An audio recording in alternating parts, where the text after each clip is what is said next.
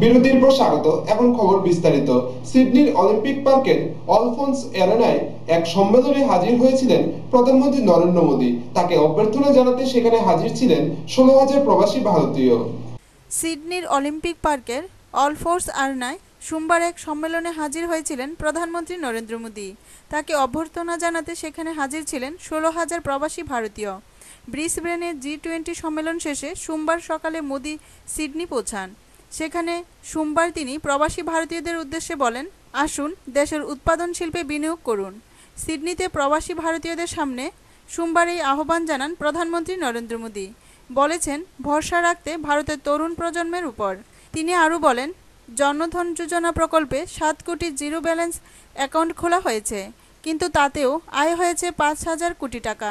অর্থাৎ সরকার zero balance account খোলার সুবিধা দিলেও দরিদ্র মানুষ টাকা জোগাড় করে তাই দিয়ে অ্যাকাউন্ট খুলেছেন। তিনি মনে করেন, ভারতবাসী হিসেবে এজন্য প্রত্যেকের গর্ববোধ থাকা উচিত।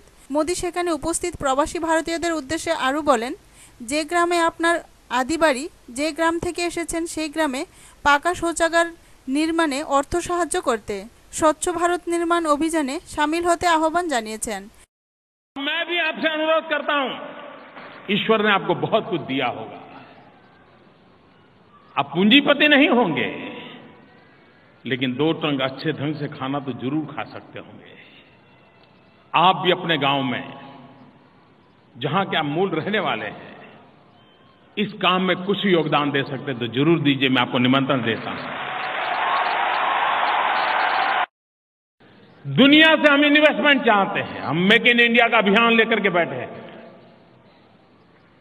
मैं चाहता हूं विश्व भारत की धरती पर आए। हमारी सारी नीतियों के केंद्र बिंदु में नौजवान के लिए रोजगार है। जॉब क्रिएशन कैसे हो, और इसके लिए हम दुनिया को कह रहे हैं, आइए भारत में पूंजी लगाइए। जिस देश के पास इतने नौजवान हो, वो देश के नौजवान अपने कौशल्य के द्वारा, अपने सामर्थ्य के द्वारा दुनिया को क्या कुछ नहीं दे सकते हैं। সিডনি থেকে প্রধানমন্ত্রী যাবেন ক্যানবেরা, তারপর মেলবোর্ন। অস্ট্রেলিয়া আসার আগে মোদী জানিয়েছিলেন এই সফর তার কাছে অত্যন্ত গুরুত্বপূর্ণ। ব্যুরো রিপোর্ট, খবর ত্রিপুরা। জম্মু ও কাশ্মীরের মুখ্যমন্ত্রী ওমর আবদুল্লাহর গোপকার রোডের বাসভবনের বাইরে সোমবার নিরাপত্তা বলয় ভেদ করে গুলি চালালো এক বিএসএফ জওয়ান। ঘটনাচক্রে জানা যায় ওই অভিযুক্ত বিএসএফ জওয়ান পশ্চিমবঙ্গের কুণাল ঘোষ। জম্মু ও কাশ্মীরের মুখ্যমন্ত্রী ওমর আবদুল্লাহর গুপকার রোডের বাসভবনের বাইরে সোমবার নিরাপত্তা বলয় ভেদ করে গুলি চালালেন এক বিএসএফ জওয়ান। ঘটনাচক্রে যে বিএসএফ জওয়ান হাই সিকিউরিটি জোনের মধ্যে থাকা ওমরের বাসভবনের বাইরে প্রায় 12 রাউন্ড গুলি চালিয়ে শোরগোল ফেলে দিয়েছেন। তিনি পশ্চিম বাংলার ছেলে বলে জানা গিয়েছে। অভিযুক্ত জওয়ানের নাম কুণাল ঘোষ। তিনি তীব্র মানসিক চাপ, হতাশায় ভুগছেন এবং তার জেরেই গুলি চালিয়েছেন বলে জেরায় তদন্তকারীদের নিজেই জানিয়েছেন। মুখ্যমন্ত্রী বাসভবনের নিরাপত্তায় বড় ধরনের গলদ ফুটে ওঠা ঘটনাটি তদন্ত শুরু হয়েছে। ঘটনার সময় উমর বাসভবনের ভেতরে ছিলেন না। তিনি আসন্ন বিধানসভা ভোটের প্রচারে এখন কাশ্মীরের বাইরে রয়েছেন। বিএসএফের জনৈক মুখপাত্র বলেছেন, মুখ্যমন্ত্রী বাসভবনের চারপাশের নিরাপত্তায় নজরদারির জন্য নিযুক্ত কনস্টেবল কুণাল ঘোষ সোমবার সকালে আচমকা দুর্ঘটনাবশত কয়েক রাউন্ড গুলি চালিয়ে বসেন। কেউ গুলিতে হতাহত না হলেও ওই কনস্টেবলের সহকর্মীরা তাকে ধরে ফেলে কাবু করে ফেলেন। তার হাতের অস্ত্র কেড়ে নেন তারা। কুণাল ঠিক কত রাউন্ড গুলি চালিয়েছেন তা বিএসএফ মুখপাত্রটি না জানালেও পুলিশ সূত্রে খবর 12 রাউন্ড গুলি চলেছে। এই দিনের ঘটনাস্থলের আশেপাশেই রাজ্যের একাধিক মন্ত্রী, নেতা, শীর্ষ আমলা, গোয়েন্দা কর্তাদের আবাস। ফলে আচমকা গুলি চালানোর জেরে আতঙ্ক ছড়িয়ে পড়ে। ব্যুরো রিপোর্ট, খবর ত্রিপুরা। উদয়পুর মাদাবাড়ি কল্যাণ সাগরের দূষণ নিয়ন্ত্রণে এবং জলজ প্রাণী যাতে সঠিকভাবে বাঁচতে পারে তার পরিকল্পনা রূপায়ণে সোমবার মাদাবাড়ি পঞ্চায়েত সমিতির কনফারেন্স হলে অনুষ্ঠিত হলো এক উচ্চ পর্যায়ের সভা। উপস্থিত ছিলেন মন্ত্রী বিজিতা নাথ সহ অন্যান্যরা। মাতাবাড়ি কল্যাণ সাগরের দূষণ নিয়ন্ত্রণে এবং জলজ প্রাণী মাছ, কচ্ছপ যাতে সঠিকভাবে বাঁচতে পারে তার পরিকল্পনা রূপায়ণে সোমবার মাতাবাড়িতে অনুষ্ঠিত হলো এক উচ্চ পর্যায়ের সভা। রাজ্যের বিজ্ঞান এবং প্রযুক্তি দপ্তরের মন্ত্রী বিজিতা নাথের উপস্থিতিতে সভায় কল্যাণ সাগর নিয়ে বিভিন্ন বিশেষজ্ঞদের দেওয়া পরামর্শগুলি নিয়ে আলোচনা হয়। সবচেয়ে বেশি গুরুত্ব দেওয়া হয় জলের দূষণ নিয়ন্ত্রণ, মাছ ও কচ্ছপের সংখ্যা জানতে গণনা কার্য এবং পরিমাণ মতো খাওয়া দাওয়ার বিষয় নিয়ে। সভা থেকে গোমতী জেলাশাসককে চেয়ারম্যান করে মৎস্য, বন, বিজ্ঞান প্রযুক্তি, দূষণ নিয়ন্ত্রণ পর্ষদ এবং মাতাবাড়ি উন্নয়ন কমিটির প্রতিনিধিদের নিয়ে এক কমিটি গঠিত হয়। সে কমিটি প্রতি মাসে কল্যাণ সাগরের উন্নতির বিষয় নিয়ে পর্যালোচনা সভা করবেন এবং রাজ্য সরকারের নজরে পর্যালোচনার বিষয় নিয়ে যাবেন। মাতাবাড়ি পঞ্চায়েত সমিতির কনফারেন্স হলে অনুষ্ঠিত সভায় মন্ত্রী ছাড়াও উপস্থিত ছিলেন গোমতী জেলার সভাধিপতি সুনীতি সাহা, মাতাবাড়ি পঞ্চায়েত সমিতির চেয়ারম্যান রেখারানী মজুমদার, অধ্যাপক মিহির দেব, দূষণ নিয়ন্ত্রণ পর্ষদের সচিব অমিতাভ দেবরায়, বিজ্ঞান ও প্রযুক্তি দপ্তরের সচিব এস কুমার, অধিকর্তা শুভেন্দু কুমার, অধ্যাপক ও কচ্ছপ বিশেষজ্ঞ জ্যোতিপ্রকাশ রায় চৌধুরী, মহকুমা শাসক অজিত দেবনাথ প্রমুখ। সভায় বন ও মৎস্য দপ্তরের কর্মকর্তারা উপস্থিত ছিলেন।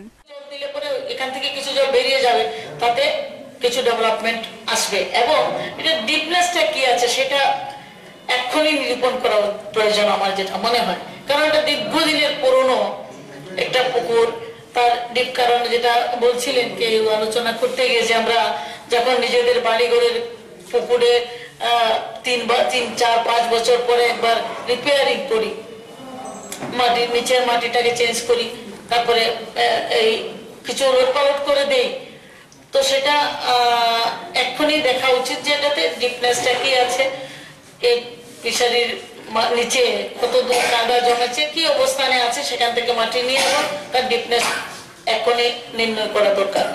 একটা কমিটি তৈরি করে দিচ্ছে আমাদের, প্রপোজ করবেন সেক্রেটারি সাহেব তৈরি করছেন। SDM, DM, চেয়ারম্যান সাহেব উনারা তো এক্সপার্ট নেই। We are not expert to know what is happening and how we can overcome.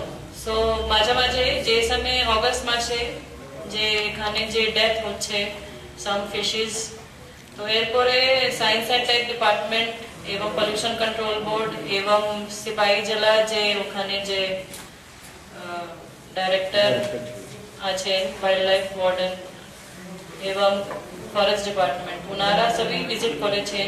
এরপরে কিছু সাজেশনস আমরা রিসিভ করেছি, কিন্তু আমার রিকোয়েস্ট হচ্ছে মানে ওনাদের যে ইয়ে থাকে observations and findings, it should be shared with all.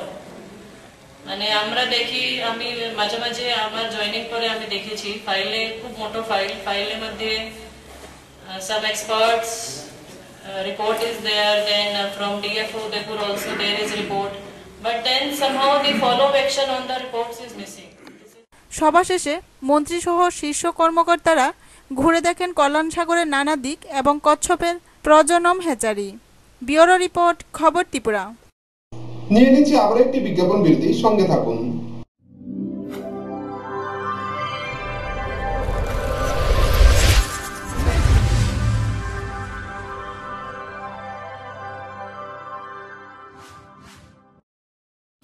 এবার চলার পথে আর নেই পেট্রোলের দাম নিয়ে চিন্তা, কারণ উদয়পুর ব্রহ্মাবাড়ির মন্দির মোটরস আপনাদের জন্য নিয়ে এলো সর্বপ্রথম যুগান্তকারী ব্যাটারি চালিত স্কুটি A1 ই-বাইক। শুধু চার্জ করুন আর স্টার্ট করুন। বিভিন্ন রঙের 5টি মডেলের A1 ই-বাইক পাবেন 19,000 টাকা থেকে 66,000 টাকার মধ্যে। এছাড়া মন্দির মোটরসে রয়েছে উড়ি বাবা ই-বাইক এবং বিমান ব্যাটারি চালিত রিক্সা। সিপাহীজলা, গোমতী এবং দক্ষিণ ত্রিপুরায় সাব ডিলারশিপের জন্য আজই যোগাযোগ করুন। মন্দির মোটরস, ব্রহ্মাবাড়ি, উদয়পুর।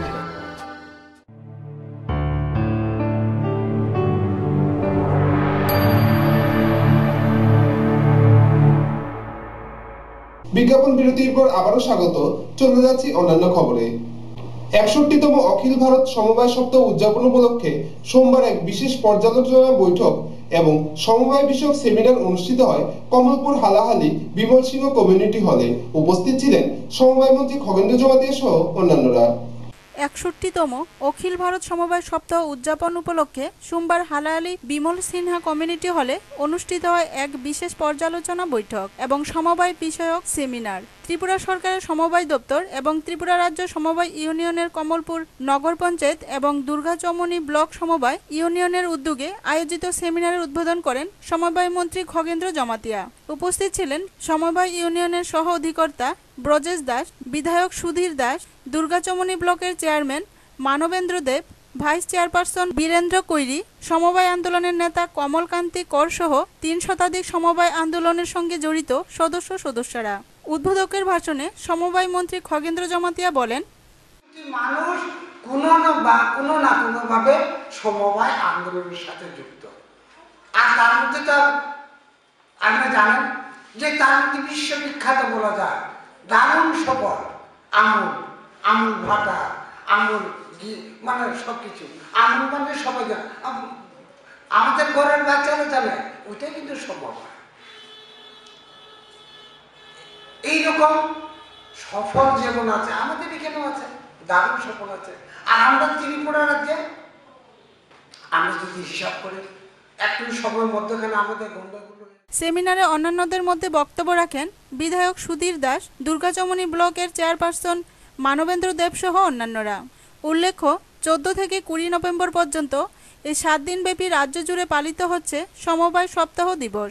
কমলপুরে সমবায় আন্দোলনের নেতা কমলকান্তি কর সমবায় পতাকা উত্তোলন করে সমবায় সপ্তাহের উদ্ঘাটন করেন। ব্যুরো রিপোর্ট, খবর ত্রিপুরা। হাসপাতালে ভর্তি এক রোগীকে দেখতে গিয়ে আর বাড়ি ফেরা হলো না সোনামুড়া ধুলিয়াই এলাকার রাধুরানী শীলের। রবিবার চরিলামের ভয়াবহ যান দুর্ঘটনায় নিহত হন তিনি। তার মৃত্যুতে গভীর শোকের ছায়া নেমে আসে এলাকা জুড়ে। হাসপাতালে ভর্তি এক রোগীকে দেখতে গিয়ে আর বাড়িতে ফিরে আসা হলো না সোনামুড়া ধুলিয়াই এলাকার রাধুরানী শীলের। সোমবার বাড়িতে ফিরে আসলো রবিবার চরিলামের ভয়াবহ যান সন্ত্রাসে নিহত রাধুরানী শীলের নিথর দেহ। রবিবার সকালে ধুলিয়াই এলাকার হোমগার্ড কর্মী যাদব শীলের স্ত্রী 48 বছরের রাধুরানী শীল বেরিয়েছিলেন মেলাগড় হাসপাতালে ভর্তি তার এক আত্মীয় রোগীকে দেখতে। তার সঙ্গে গিয়েছিলেন তার এক আত্মীয়া রেখা দাস। কিন্তু মেলাগড় হাসপাতালে যাওয়ার পর রাধুরানী শীল জানতে পারেন হাসপাতালে ভর্তি ওই রোগীকে জীবিতে স্থানান্তরিত করা হয়েছে। তখন তারা জীবিতে চলে যান। সেখান থেকে ওই রোগীকে দেখে তারা TR01D 4099 নম্বরের ম্যাক্স গাড়িতে চেপে সোনামুড়ার উদ্দেশ্যে রওনা দেন। চরিলাম বাজার সংলগ্ন এলাকায় আসার পর গাড়িটি অপর দিক থেকে আসা TR01E 4484 নম্বরের ম্যাক্সের সাথে মুখোমুখি সংঘর্ষ হয়। এই ভয়াবহ যান দুর্ঘটনায় রাধুরানী শীল ও তার সঙ্গী রেখা দাস সহ উভয় গাড়ির 17 জন যাত্রীকে আশঙ্কাজনক অবস্থায় জিবি হাসপাতালে পাঠানো হয়। অবশেষে চিকিৎসকদের সব চেষ্টা ব্যর্থ করে রবিবার রাতে মৃত্যুর কোলে ঢলে পড়ে রাধুরানী শীল। সোমবার দুপুরে তার মৃতদেহ ধুলিয়াই এলাকায় আসামাত্র কান্নায় ভেঙে পড়েন তার 2 মেয়ে সহ আত্মীয় পরিজনরা। অবশেষে বিকেল 3টায় তার শেষকৃত্য সম্পন্ন হয়। সকলের মনে একটাই প্রশ্ন, তার এই মৃত্যুর জন্য দায়ী কে? প্রশ্ন উঠেছে কবে বন্ধ হবে এই যান সন্ত্রাস। ব্যুরো রিপোর্ট, খবর ত্রিপুরা। তেলিয়ামুড়ায় 61তম অখিল ভারত সমবায় সপ্তাহ পালন করা হয় তেলিয়ামুড়া পঞ্চায়েত সমিতি BRC হলে। উপস্থিত ছিলেন খোয়াই জেলা সভাধিপতি সাইনি সরকার ও মহকুমা শাসক বিম্বিসার ভট্টাচার্য সহ অন্যান্যরা। সমবায়ের ভিত্তিতে চাষবাস, এই ভাবনাকে সামনে রেখে সমবায় দপ্তর ত্রিপুরা সরকার এবং ত্রিপুরা রাজ্য সমবায় ইউনিয়ন দ্বারা আয়োজিত 61তম অখিল ভারতীয় সমবায় সপ্তাহ পালন করা হয় তেলিয়ামুড়ায়। তেলিয়ামুড়া পঞ্চায়েত সমিতির BRC হলে হয় এই অনুষ্ঠান। উপস্থিত ছিলেন খোয়াই জেলার সভাধিপতি সাইনি সরকার, মহকুমা শাসক বিম্বিসার ভট্টাচার্য, তেলিয়ামুড়া পুর পরিষদের চেয়ারপারসন সুখেন্দু বিকাশ দাস, দপ্তরের DRCS নিখিল রঞ্জন চক্রবর্তী সহ অন্যান্যরা। প্রদীপ প্রজ্বলন করেন প্রধান অতিথি সাইনি সরকার।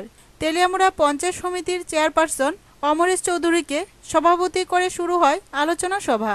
সমবায় সপ্তাহ পালনের মুখ্য উদ্দেশ্য হল সমবায়ীদের সারা বছরে কাজকর্মের নিরিখে সাফল্য ও ব্যর্থতার দিকগুলি তুলে ধরা এবং আত্মসমালোচনার মাধ্যমে ভবিষ্যতের পরিকল্পনা স্থির করা। এ নিয়ে আলোচনা করেন DRCS নিখিল রঞ্জন চক্রবর্তী। সেটা 5 বছর অবজারভেশন থাকবে রাজ্য সরকার এবং কেন্দ্রীয় সরকার এবং নাবার্ড। 5 বছরের মধ্যে যদি আপনি ওই যে পজিশনে না উঠেন, কোয়ালিফাই লেভেলে যদি আপনি রিচ না করতে পারেন, তখন আমাদের রাজ্য সরকারের নির্দেশ দেওয়া আছে এক্স এবং ওয়াই সমিতি, মনে করেন এখানে কয়েকটা সমিতি আছে তেলিয়ামুড়া, আমি যে নাম বললাম মনে করেন নেতাজি, অনেক চেষ্টা করেও কিছু করতে পারলো না। একমাত্র অপশন বলছে হয় নেতাজি ট্যাক্সের রেজিস্ট্রেশন ক্যান্সেল করে দিতে হবে, অথবা রাজ্য সরকার যদি চায় এটাও একটা অপশন দিয়েছে, ভালো পাশাপাশি আরেকটা একটু ঘুরে পড়ে মুঙ্গিয়াকান্দি ল্যাম্পসের সঙ্গে সেটাকে অ্যামালগেমেট করে দেওয়া যেতে পারে। এরপর আলোচনা করেন সাইনি সরকার। তিনি বলেন, এলাকার কৃষিকাজকে উন্নত থেকে উন্নততর করার উদ্দেশ্যেই এই সমবায়। আমার এই এলাকার সকল জনগণকে সতর্কবার্তা ছড়িয়ে দেওয়া যে কোঅপারেটিভ এই সমবায় যে সমিতি আছে ওনাদের মধ্য দিয়ে আমাদের এলাকার কৃষিকাজকে, চাষবাসের কাজকে কিভাবে আমরা আরো উন্নয়ন থেকে আরো উন্নততর কিভাবে করতে পারি, ওনাদের সাহায্য এবং সহযোগিতার মধ্য দিয়ে। আমরা জানি ওনারা আছেন আমাদের পাশে, সবসময় সাহায্যের জন্য ওনারা রেডি আছেন, কিন্তু দপ্তরের অধিকর্তার বক্তব্যে আমরা শুনেছি যে আমাদের মধ্যে এখনো সম্পূর্ণ সতর্কতা নেই, যার কারণে সুবিধা থেকেও আমরা বঞ্চিত হচ্ছি। সুতরাং এরপর আলোচনা করেন এসডিএম বিম্বিসার ভট্টাচার্য। সমবায় সম্পর্কে বিস্তৃত আলোচনা করেন তিনি। ব্যুরো রিপোর্ট, খবর ত্রিপুরা। এক গোপন খবরের ভিত্তিতে আমবাসা বন দপ্তরের কর্মীরা আটক করল 2 লক্ষাধিক টাকার গাছের লোক। গ্রেপ্তার করা হয় গাড়ির চালককে। রবিবার বিকেলবেলা আমবাসা বন দপ্তরের কর্মীরা গোপন খবরের ভিত্তিতে TR041594 নম্বরের একটি ট্রাক গাড়ি আটক করে। গাড়িটিতে 2 লক্ষাধিক টাকার গাছের লক ছিল। তখন বনকর্মীরা তল্লাশি চালিয়ে জানতে পারে গাছগুলিতে রং দিয়ে নম্বর লেখা হয়েছে, কিন্তু বন দপ্তর থেকে জানানো হয় আইন অনুযায়ী গাছে হ্যামার দিয়ে নম্বর লাগানো হয়। তবে আটক করা গাছগুলিতে রং দিয়ে নম্বর লেখা হয়, যার ফলে ওই গাড়িটি এবং চালককে আটক করা হয়। এই বিষয়ে রেঞ্জার তপন দাস জানান, লগ নিয়ে আমরা রেঞ্জ অফিসের সামনে দিয়ে যাইতেছিল। প্রথম গেট পাস হওয়ার সময় গেটের স্টাফরা সাইন দিছিল দাঁড়ানোর লেগে, তো দাঁড়ায় নাই। তো গেটের স্টাফ এসে ওইখান বাইক লিয়ে আইছে, তো এটা রেঞ্জ অফিসের সামনে দাঁড়াইছে, ওই জায়গাতে দাঁড়ায় করানো হয়েছে। তো আমিও আমার ওই গেটের স্টাফরা ডাকছে, সঙ্গে সঙ্গে আমি আইছি। এটা লংথরের থেকে নামছে পুরা লগ নিয়ে, আনুমানিক এখানে 2 লাখ টাকা 2 লাখ হবে। আর তখন আমি ড্রাইভারের কাছ থেকে এই গাড়ির কাগজ এবং লগগুলির বৈধ কাগজ আমি চাইছি, বিশেষ করে টিপি জিপি বা এর মধ্যে ফিগার হ্যামার কিছু আছে কিনা। তো তেনে কিছুই দেখাইতে পারে নাই, শুধুমাত্র তেনের গাড়ির রেজিস্ট্রেশন আর ড্রাইভিং লাইসেন্সটা দেখাইছি। তারপর আমি গাড়ি লক সহ সিজ করে আমরা এই এফপিউ ক্যাম্পেইনে রাখছি, আর ড্রাইভার আছে। আমরা ব্যুরো রিপোর্ট, খবর ত্রিপুরা। সিপিআইএম তেলিয়ামুড়া অঞ্চল কমিটির 2 দিনব্যাপী 21তম অঞ্চল সম্মেলন শেষ হলো রবিবার। সম্মেলন শেষে 30 জনকে নিয়ে নতুন কমিটি গঠিত হয়। সিপিআইএম ওমপি অঞ্চল কমিটির 2 দিনব্যাপী 21তম অঞ্চল সম্মেলন শেষ হলো রবিবার। শনিবার এক প্রকাশ্য সমাবেশের মধ্য দিয়ে শুরু হয় এই সম্মেলন।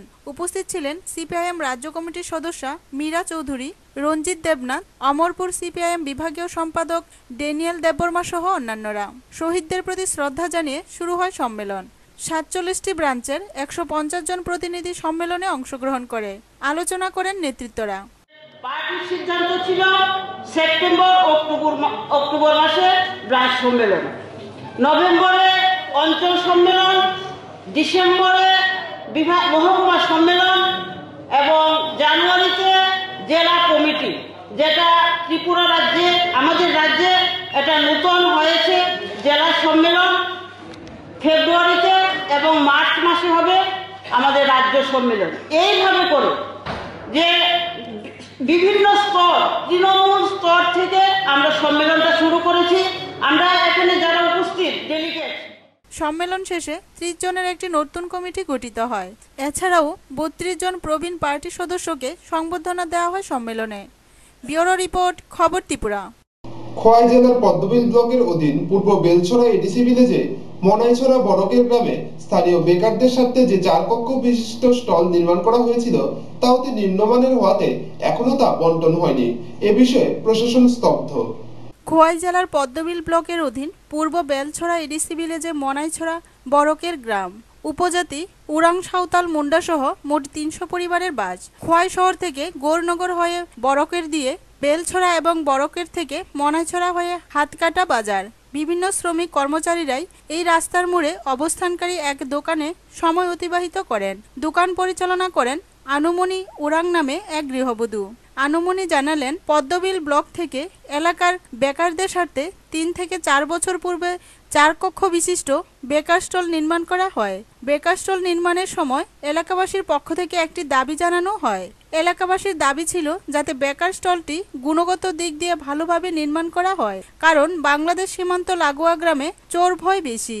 কিন্তু পদ্মবিল ব্লকের অধীন পূর্ব বেলছড়া এডিসি ভিলেজ মনাইছড়া বড়কের গ্রামে বেকার স্টল নির্মাণে অনিয়মের ফলে এখন পর্যন্ত এই বেকার স্টলটি এলাকাবাসীর কোনো কাজে আসছে না। অতি নিম্নমানের দোকান এবং দোকানের দরজা তৈরির ফলে কোনো বেকারই স্টলমুখী হয়নি। আপনি এই এলাকায় কতদিন ধরে দোকানদারি করেন? 5 বছর। 5 বছর। আপনার কিরকম আয় হয়? আয় হয় না বেশি, মোটামুটি সংসার চালানোর বুঝাই। কতজনের পরিবার আপনার? আমার পরিবার স্বামী আর এক ছেলে মেয়ে।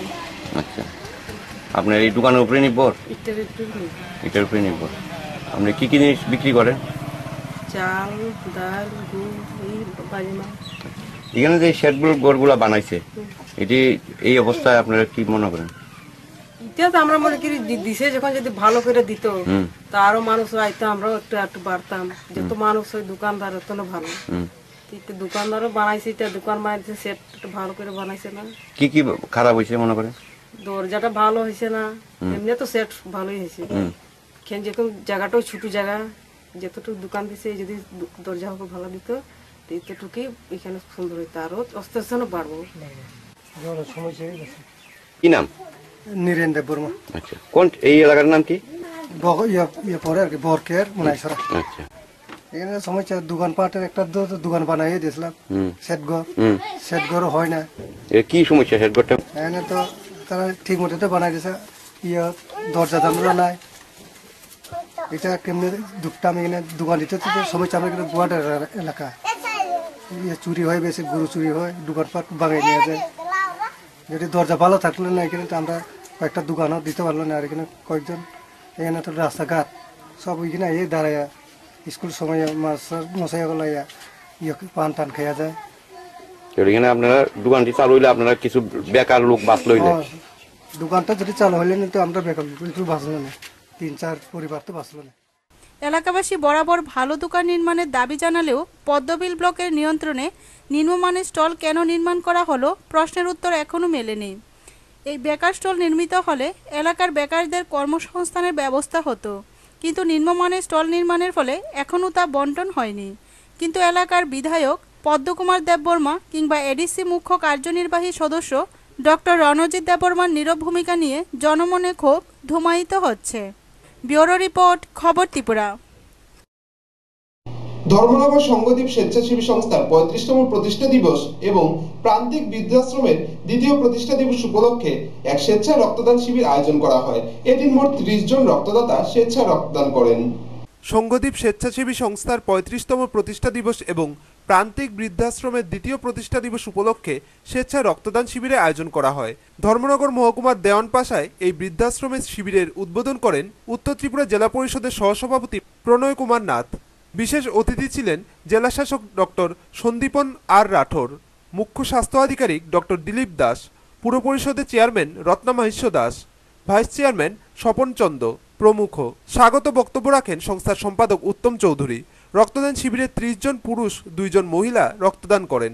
রক্তদানের পাশাপাশি হিতসাধিনী কোঅপারেটিভের পক্ষ থেকে বৃদ্ধাশ্রমের আবাসিকদের কম্বল প্রদান করা হয়। স্বেচ্ছাসেবী সংস্থার 35তম প্রতিষ্ঠা বার্ষিকী উপলক্ষে এবং সংঘদ্বীপ পরিচালিত প্রান্তিক বৃদ্ধাশ্রমের 2য় প্রতিষ্ঠা দিবস উপলক্ষে প্রতি বছরের মতো এবারও স্বেচ্ছা রক্তদান শিবির অনুষ্ঠিত হচ্ছে। ব্যুরো রিপোর্ট, খবর ত্রিপুরা। বহু বিতর্কের অবসান ঘটিয়ে পূর্ব ঘোষণা অনুযায়ী তেলিয়ামুড়া অশ্বিনী কুমার ঘোষ স্মৃতি কমিউনিটি হলে অনুষ্ঠিত হল বৈদিক ব্রাহ্মণ পরিষদের প্রথম বিভাগীয় সম্মেলন। এই সম্মেলনের মধ্য দিয়ে গঠিত হল সংগঠনের বিভাগীয় কমিটি। বহু বিতর্কের অবসান ঘটিয়ে পূর্ব ঘোষণা অনুযায়ী তেলিয়ামুড়াতে অনুষ্ঠিত হল রবিবার বৈদিক ব্রাহ্মণ পরিষদের প্রথম বিভাগীয় সম্মেলন। এই সম্মেলনের মধ্য দিয়ে সংগঠিত হল সংগঠনের বিভাগীয় কমিটি। এদিন সকাল 11টায় তেলিয়ামুড়া অশ্বিনী কুমার ঘোষ স্মৃতি কমিউনিটি হলে ব্রাহ্মণ পরিষদের প্রথম সম্মেলনের উদ্বোধন করেন শিলচর থেকে আগত ব্রাহ্মণ সমিতির সভাপতি ডক্টর সুখময় ভট্টাচার্য। প্রধান অতিথি ছিলেন অধ্যাপক ডক্টর প্রণব শেখর চৌধুরী প্রমুখ। বিগত কয়েকদিন আগে তেলিয়ামুড়া মহকুমার ব্রাহ্মণদের পক্ষ থেকে ডাকা সাংবাদিক সম্মেলনের মধ্য দিয়ে ঘোষণা দেওয়া হয় 16ই নভেম্বর বৈদিক ব্রাহ্মণ পরিষদের প্রথম সম্মেলনের সংগঠনটি সম্পূর্ণ অরাজনৈতিক হলেও একাংশ ব্রাহ্মণ এই বৈদিক ব্রাহ্মণ পরিষদের বিষয়ে নানান বিভ্রান্তিকর সমালোচনা করতে শুরু করে বলে অভিযোগ। কিন্তু বৈদিক ব্রাহ্মণদের একান্ত চেষ্টায় বহু বিতর্কের অবসান ঘটিয়ে অনুষ্ঠিত হলো বৈদিক ব্রাহ্মণ পরিষদের তেলিয়ামুড়া বিভাগীয় সম্মেলন। আমরা মনু মা মানুষের অংশধর, মনুষ্যত্ব জাগ্রত করাই বেদের প্রধান কাজ। আর একে কেন্দ্র করেই আজকের এই বৈদিক সম্মেলন। বৈদিক সম্মেলন হলো এমন একটা জিনিস, হিন্দু সভ্যতার চূড়ান্ত মাপকাঠি, যাকে কেন্দ্র করে এই বিশ্ব ব্রহ্মাণ্ড পরিচালিত হয়। বেদ বলে আমরা সকলে মিলে মানুষ।